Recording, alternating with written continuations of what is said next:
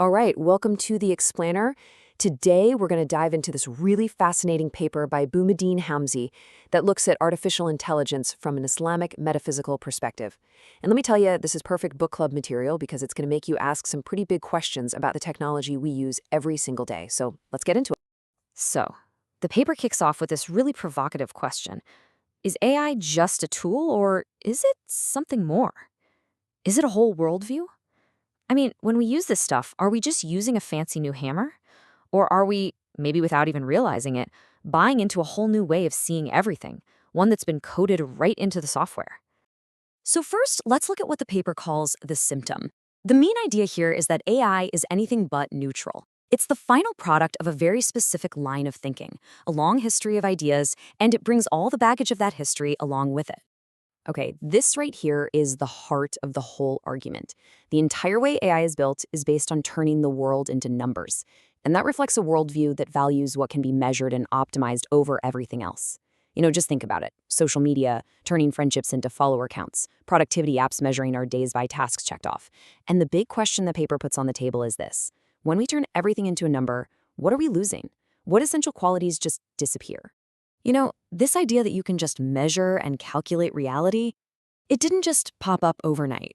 The paper actually traces it back, this rationalist genealogy, showing how for centuries, philosophy in the West was kind of paving the way for AI. You have Hobbes saying that reasoning is basically just calculation. You have Descartes saying knowledge is just a representation in your mind. Little by little, the deeper, more contemplative side of thinking gets pushed aside. And what you end up with is this idea of intelligence that a machine could totally replicate. But is that really all there is to being human? That's the question. Okay, so if this data-obsessed worldview is the symptom, then what's the diagnosis? Well, for that, the paper brings in two incredible thinkers from totally different backgrounds who, believe it or not, kind of saw this whole thing coming. First up, we've got Martin Heidegger. He had this term, Enframing. And it's basically this modern obsession with seeing absolutely everything, nature, other people, even ourselves, as just a resource to be managed and optimized. Think about how we call people human resources, or how we have to schedule quality time.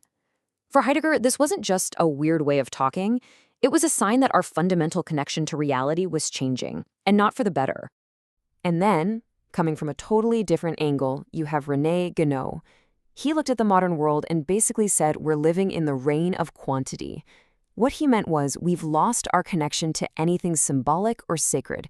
We've flattened this incredibly rich, meaningful universe into just numbers and stats. What's so wild is how these two thinkers, a Western philosopher and a traditionalist metaphysician, basically end up saying the same thing, that we've adopted this worldview that shrinks reality down to only what we can measure.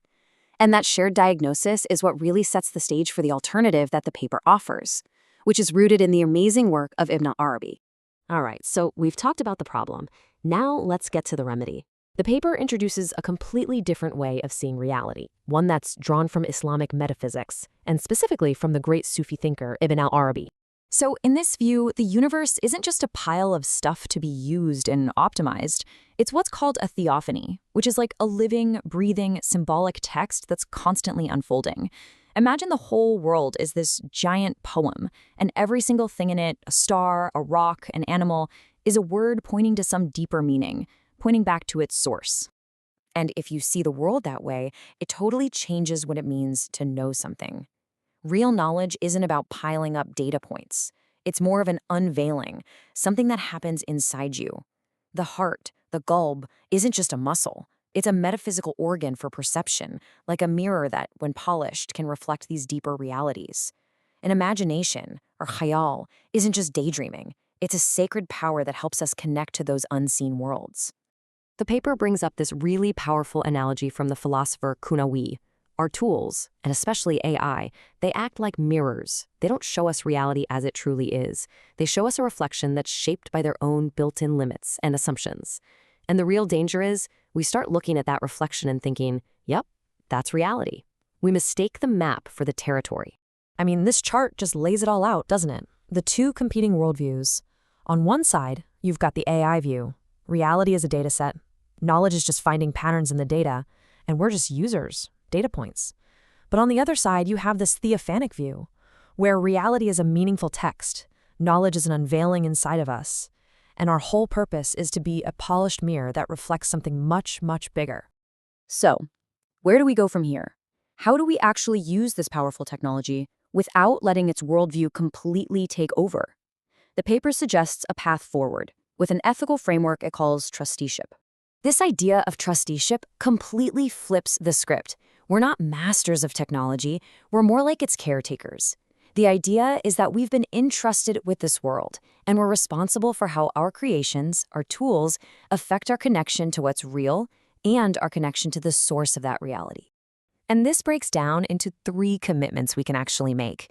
First, an ontological one, basically knowing our place in the grand scheme of things and remembering that AI is just a tool. Second, an epistemological one, choosing to value deep wisdom over just raw data.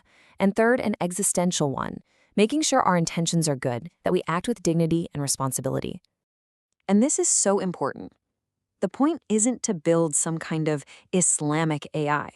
No, the real job is to get back to a worldview, a bigger picture, that lets us put technology in its proper place, a place where we can see its limits and use it wisely. So that brings us to the end of our little tour through this paper. And really, this is just a starting point. It's an invitation for you, maybe for your book club, to really start digging into these ideas on your own. At the end of the day, the paper's big argument is that AI isn't a technical problem. It's an ontological one. It's about what we believe is real. The real risk here isn't some super intelligent AI taking over. The real danger is that this mirror AI holds up to the world, this quantified, calculated reflection, will make us forget that there's a much richer, more meaningful and sacred reality that you just can't measure. And that leaves us with one last big question. A perfect one to kick off a discussion with. In this rush to embrace a world defined by data, what have we forgotten? To explore that, we really hope you'll read the paper, Redefining Reality. Thanks for joining us.